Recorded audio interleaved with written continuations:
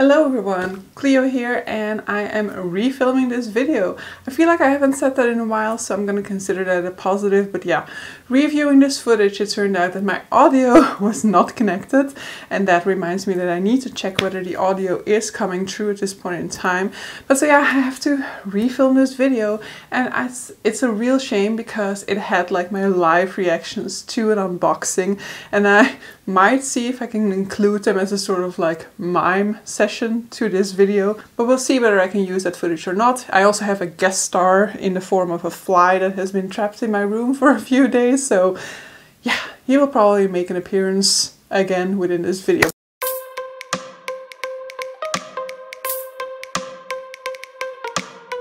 But so, without further ado, let's dive into the haul. Only context I need to give you guys here is that I reached 0 TBR, so if you guys have been following me on this channel, you will know that that was a goal of mine for this year, I mean for the past few years as well. In June, on the 24th of June, I finished my final book, and so yeah, I had a 0 TBR, and it was always my intention to break it once I had it. It wasn't the intention to keep it at 0, so I had a whole reward system in place for when I hit it within a certain time frame, so I was able to let loose. And so the haul that you're about to see is a result of that haul that I personally did, so the books that I purchased myself, which used a budget that I was able to acquire through the books that I'd read so far this year, and some store credit that I had left for one of the bookstores. And then I also have some gifts in here, both from my wish list and from my sister. And then in the meantime, I also purchased 4 more books, I believe, and so those are also included within this video. I'm going to go through them more or less in the order of when I bought them in terms of days. So first I'll go through the books that I bought on the first day that I was back home from my holiday. Then I'll go through the ones that I got from my sister the day after. Then I'll go through the ones that I received from a subscriber, and then the 4 ones that I have since acquired. So in my book haul, I bought mainly fantasy, like a whole ton of fantasy, but I'm gonna start by talking about the few like non-fiction, general fiction books that I got at that point in time. So if you're here for the fantasy, bear with me. If not, this is your moment to shine. There will be some more of this category later on. But so first up, non-fiction. This is a non-fiction that I have been dying to buy for the past few years, and that is Sapiens by Yuval Noah Harari. So this is a brief history of humankind. Basically, Yuval Noah Harari, I think that is how you're supposed to pronounce it. He is a generalist, so it means that he is not like specialized in a particular era or in a particular civilization within history.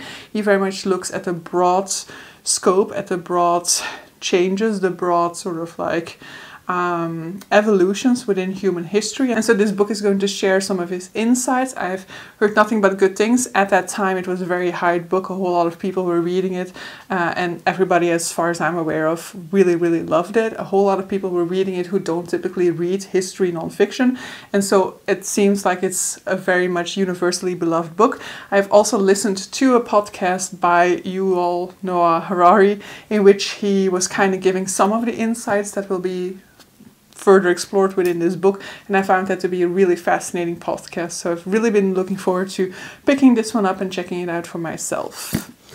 Second one is one that I started, but I'm like 8 pages in, and that is The Silk Road by Peter Frankopan. So this is another history nonfiction. It is a nonfiction that's also going to look at the history of our world, but from the perspective of the Central Asia, the Middle East, kind of looking at the Silk Road and their importance to the development of our world as we know it today. So I have been interested in this book since I first saw it in the store, and then I wanted to prioritize this one when I saw that the first binding, which is coming out in August, is considered a Silk Road fantasy. So I was like, you know what, let's indulge in my like excitement for the first binding by diving into this one and already getting some sort of like framework surrounding the Silk Roads and their significance in history. Moving on to more sort of like general fiction, you know, like contemporary, historical.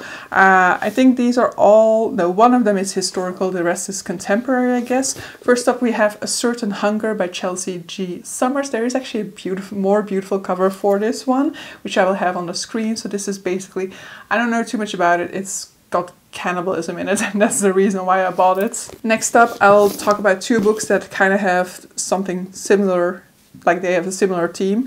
First up is Ghosts by Dolly Elderton. So this is basically by the woman in her 30s who is not really happy with her place in life, or, you know, doesn't really know what she wants to do in life. And so I guess it's just like, you know, settling in on who you are, what you want in life, and blah, blah, blah, those types of things. I really enjoyed those types of stories. Secondly, we have People Person by Candice Carty-Williams. I really, really loved Queenie by Candice Carty-Williams, which also kind of has that same sort of premise. And that is also sort of what this premise is going to be about. In this one, we have the inclusion as well of sort of like half siblings, and, you know, the dynamic between them, and that's, you know, sort of like more difficult sibling relationship, I guess, to some extent. I mean, I have no experience, but I am very much looking forward to diving into that one. When I read Queenie, I knew that I wanted to automatically buy Candice Carty-Williams's other works she did. It was a debut novel, so I had to wait for her to publish something else. I think she has also come out with a YA in the meantime, but because I don't like YA, I didn't want to get that one. But so I'm super excited to read this one, and hopefully it can solidify Candice Carty-Williams as a sort of like author by author.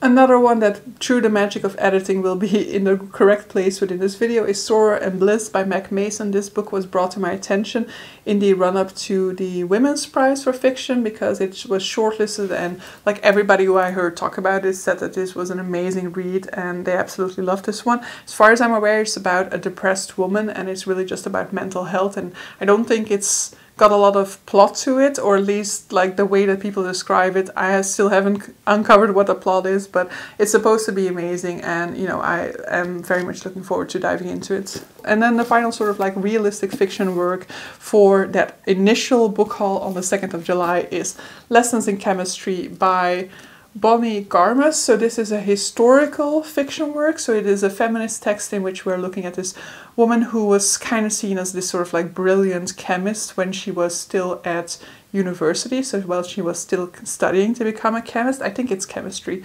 And then flash forward to, I don't know, a decade later or something, and her life has turned out very different from what she expected her life to become. She is now married, and she is a TV show host for a cooking show. However, her cooking methods have made her show very popular, and as her popularity rises, she also gets more negative attention, because it seems like she isn't just teaching women to cook, but she's also teaching them to kind of stand up for themselves, you know, demand more power, more equality. So I've heard really great things about this one. It's had a lot of buzz recently, and so I'm very much looking forward to it. I'm expecting it to be a light, fast, fun read.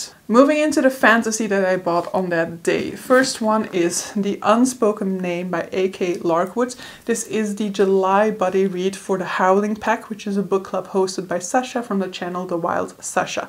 For this one, all I really know is that we are following a character who's supposed to be sacrificed to their god. However, when I think the priest who's supposed to be performing the sacrifice gives her the option to escape that fate. However, it seems that by escaping that fate, she might have, you know, incurred the wrath of the gods or something like that.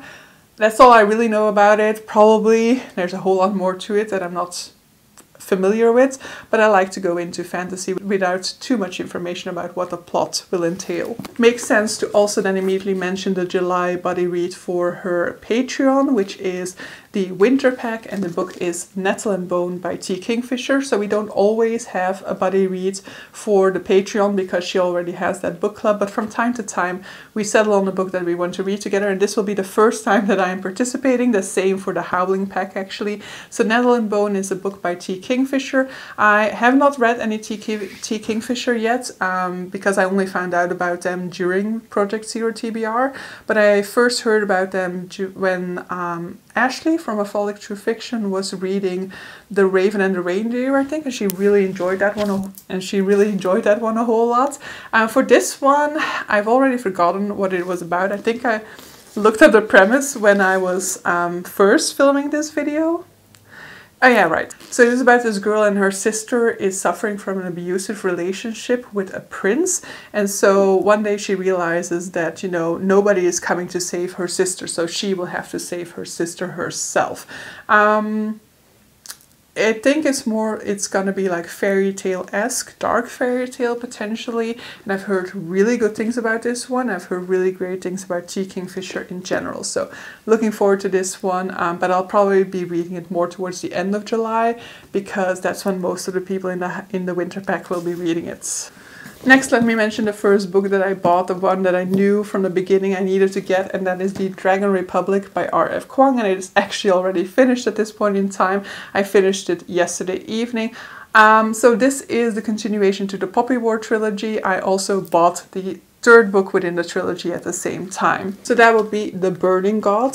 So the Poppy War trilogy is an Asian-inspired fantasy series, a historical fantasy series, very much focusing on war, for example, and it is very much showing parallels with the history of China in particular, but to some extent the world, taking place over a certain period. I don't know. I know when it more or less starts. It more or less starts prior to World War II, or World War II as it was taking place within Asia, so close to the Second Sino-Japanese War. I don't know where she will end things because I haven't read The Burning God yet. I'm hoping she's going to include the Cultural Revolution into her story, but I'm not entirely sure that will be in scope. But so in the Poppy War, we are following our protagonist Rin, who is this young girl who was orphaned during the Poppy Wars, the first two Poppy Wars, and so she's taken in by some relatives, but they kind of treat her as the help rather than integrate her and welcome her into their family. So she kind of wants to escape this fate, especially since they're about to marry her off. And so she really spends a lot of her time practicing for this entrance exam that can get her into an esteemed military academy. Spoiler, which isn't a spoiler because it happens like 2 chapters in. She gets in, and so she starts training to become a hero. I should probably also mention Rin is absolutely an unlikable character, and she's supposed to be because it is to some extent a villain origin story. Another sequel that I just had to get is An Echo of Things to Come by James Islington. This is the sequel to The Shadow of What Was Lost. This is the second book in the Licanius trilogy. In the Licanius trilogy, we are basically starting off the story with a group of 3 friends. They are at a sort of academy, and more or less the next day they need to take part in these trials to kind of showcase their talent and to show that they have control over their powers, and if they don't, their powers would be stripped, because in the past of this world abuse of magic happened, and so there were these rules that were set down about how to use magic, when to use magic, restrictions on magic, and restrictions that are magically reinforced. However, one of our 3 main characters has difficulties controlling his power. He has a lot more difficulties accessing his power. It seems like his power doesn't really act the way it's supposed to. I very much enjoyed the first one and I'm very much looking forward to diving into the sequel. However, it is such a massive brick, but I need to continue because it is kind of complex to some extent, and I feel like I need to continue now that I have quite a lot of the storyline still in my mind, because I hear that it gets even more complex the further along within the series you get, so I need to continue soon. Then there are 2 2022 releases that I got at this point in time. First up is The Stardust Thief by Chelsea Abdullah. This is an adult debut, though I do see it labeled as YA from time to time. I believe it's a type of book that kind of verges on the adult side of YA, the YA side of adult, you know, it's kind of bridging the gap between the two. This is Arabian Nights inspired, I believe, and I think that, if I remember the back correctly, we're following this girl who is a criminal basically, and she's supposed to steal a lamp, I think. So I don't know too much more about it. It is Arabian inspired fantasy, which, you know, I really enjoyed City of Brass a whole lot, especially the setting, and so I do want to see if I will also enjoy this one. Similarly, another Arabian African inspired fantasy is Final Strife, or The Final Strife by Sarah El Arifi. This came out at the end of June. I mainly got an interest in this one because, I mean, I was already interested in this one. It was on my sort of like tentative TBR. But when I saw Jess from Bow Ties and Books say that one of the three main characters is disabled, that's when it rose to like absolute promise on my TBR. So I don't know too much about it except for the fact that we're following these three main characters who together need to defeat evil, I'm guessing, and that the magic system has to do with blood. Then we're left with three fantasies from my original haul. So we have The Black-Tongued Thief by Christopher Buehlman, which was originally brought to my attention when I watched the video from Patrick from the channel Patrick Leo. This is basically a book about a thief. So somebody was trained in this sort of like thief guild, and now he has this whole debt to repay to them. So he needs to take on these assignments in order to gain money, but one day he takes on a wrong assignment and crosses the path of somebody who he shouldn't have crossed. So don't know more about it, but I heard really great things at the time, and so I've always been interested in picking this one up once I got to 0 TBR. Next we have another Howling Pack one, which is Kings of the Wild by Nicholas Eames. Don't remember whether this is the August or the September read, but so this is a band of bandits basically, or mercenaries. They're all kind of retired because they're like, I don't know how old they are, but they're like all out of the business for a while. They've grown old, fat, they have been drinking way more than is good for them, and so they aren't really in the best shape of their lives anymore. However, when the daughter of one of them kind of gets trapped in a city under siege, he enlists the help of his former colleagues in order to go and save her. So looking forward to that. I hear it's got great sense of humor running through it, and so I've heard mixed things about this one, but I'm still hoping that it'll work for me. I like the levity of Cal Cate's writing, for example, so I'm hoping that this will have that same sort of light fantasy tone and that it will work for me. And then the final one of that original book haul, I think, yeah, that's correct, that is The Natural History of Dragons by Mary Brennan. So this is probably one of the earliest books that was brought up to my attention because of BookTube. So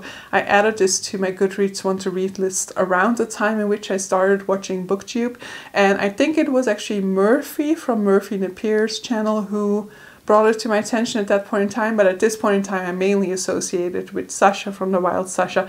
This is one of her favorite series of all time. She's constantly pushing people to read it, and recently Sarah from Voyage in Worlds, who I've also mentioned before in this video, has been reading and really enjoying this series. So this is historical fantasy, kind of Victorian era fantasy, basically kind of substitute dinosaurs with dragons and you get this series. So it's about this young girl obsessed with dragons and trying to figure out more about how they work, details about their anatomy and things like that. And yeah, I'm just really looking forward to diving into this one. So next I went over to our parents' house to celebrate my birthday, and from my sister I got a few things, including 2 books. They will not be going onto my TBR because of reasons which I'll explain now. First up, you have a coloring book, a cat's coloring book. Always fun times. I'll be hoping to spend some time coloring while listening to an audiobook. And secondly, we have the first volume of Buffy the Vampire Slayer, the Buffy the Vampire Slayer, the reboot edition. I've already read this one on Scripts. I'm eager to continue, but I also really wanted to have this physically. I am a big fan of Buffy the Vampire Slayer. It isn't for no reason that my cats are called Buffy and Fate. It is absolutely in tribute to this amazing series, and so I've really enjoyed the first volume of the reboot, and so as I said, I want to continue. I will definitely be getting the remaining volumes within this series as well, so that I can continue. But I'm already very happy to have gotten the first one. Next up, I received some surprise parcels, and so that's why I'm a little bit sad of having lost that footage. I mean, I haven't lost it, and maybe I'll do something with it at this point within the video. But so I received 3 books, 2 of which I know from who I got them because I got notes with them. So thank you so much, Tufty. Tufty is an amazing subscriber of mine, and I'm always looking forward to his comments because he watches every one of my videos and he comments on every one of them. So it's very much appreciated. It does not go unnoticed, and so I'm always looking forward to receiving your comments. And so from him I received 2 books, which the first one of which is The Sword of Kaigan by M.L. Wang. So this is Asian inspired fantasy. This is a standalone fantasy, a self-published fantasy as well. And I believe we just found out that the next book that M.L. Wang was coming out with, which was supposed to be, I think, a novella, has been pushed back because she is extending it into a full-length novel. So The Sword of Kaigan, what I really remember about this one is that, first of all, it's supposed to be heartbreaking, which I'm always down for. It's supposed to be a really, like, you're supposed to be really super invested with these characters, and so by the end of it you're supposed to be left in tears. And it has a great mother character. So don't know too much about the plot. I think it has just like a lot to do with wartime. I've forgotten most of the plot, but it sounded amazing. And as I said, I like to go into fantasy without knowing too much of the particulars of the plot. I really just like the journey of starting a story like this with not a whole lot of information, and just figuring out the pieces as you go along. And then secondly, we have The Mask of Mirrors by M.A. Carrick, which is an author duo, first half of which is Mary Brennan from the Natural History of Dragons books that I just mentioned. I don't actually remember who the second author is, but I had never heard of them, so I might want to also look into their work at some point in time if I enjoy this one. The Mask of Mirrors is a series that I had my eye on already, but like more in the sense of I need to see how the reception is going to be. And then very early on, Sarah from Voyage in Words read it and absolutely loved it. And since I've seen more people really love it, like I think, I don't remember her name at the moment, but from like Science Literature Alliance or something like that, she also really loves The Mask of Mirrors, and I've seen more people than those two, but so I've heard really great things about this one. And so the third book I think is coming out by the end of the year, so it would be great for me to catch up a bit in the meantime, but I'm not sure that I can do that. But so this is Venetian inspired fantasy. We're also looking at a sort of like criminal character, or, you know, somebody who swindles people, and that's all I really know. I think it also is a matriarchy, and a matriarchy that is really well developed, I think. But I could be wrong about those elements. But in any case, the FOMO has been real with that one. And so I'm very eager to finally go in. And then I received a third gift, but I didn't have a book. Like I didn't have a gift card with this one. Like not a gift card, but like a note with this one. So if you are the person who has gifted me this book, definitely let me know. I would absolutely love to be able to thank you in person. And that is Kaikei by Vaishnavi Patel, which is definitely one of the books that I was having FOMO for in the first half of this year. I think it came out around like April or maybe already in March. And so I've been seeing the buzz without fully exploring the buzz, because I didn't really want to hear all the praise that people were giving for it, because, you know, I was not going to prioritize it. I was not going to sacrifice my TBR 0 project for it. So I am very happy that I'll finally be able to dive into this one. This is standalone fantasy, I believe. It is a retelling of the Ramayana, I think, which is an Indian myth that I'm not familiar with, sadly.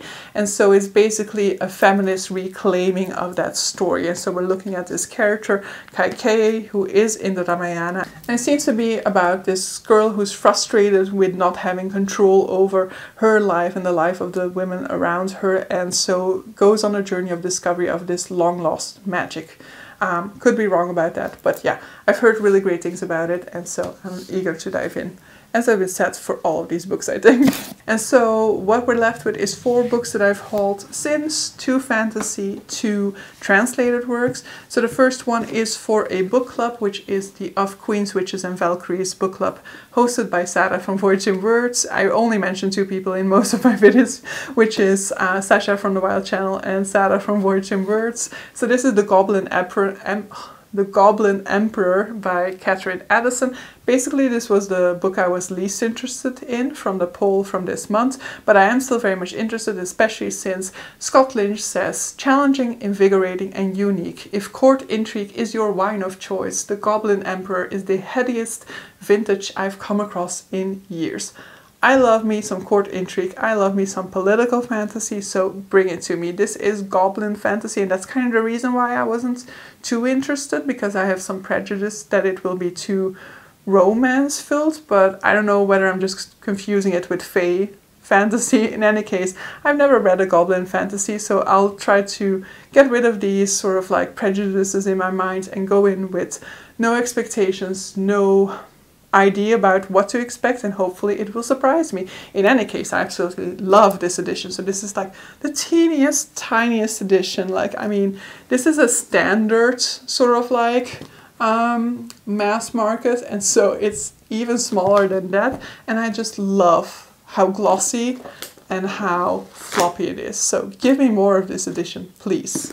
And so already kind of show it. The other one is The Black Coast by Mike Brooks, which is another one that's coming to you because of Sarah from Voyage in Words, who has been reading and absolutely loving this series. I don't know too much about it, but I believe it's got like great representation for different cultures and also some LGBTQIA+ content, plus it has dragons. I mean, say no more.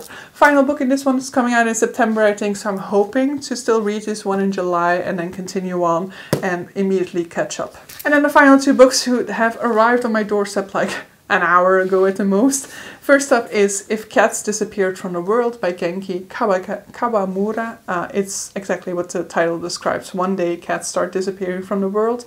And this book explores what would happen then, or why, I guess. I don't fully know. It's been years since I found out about this book.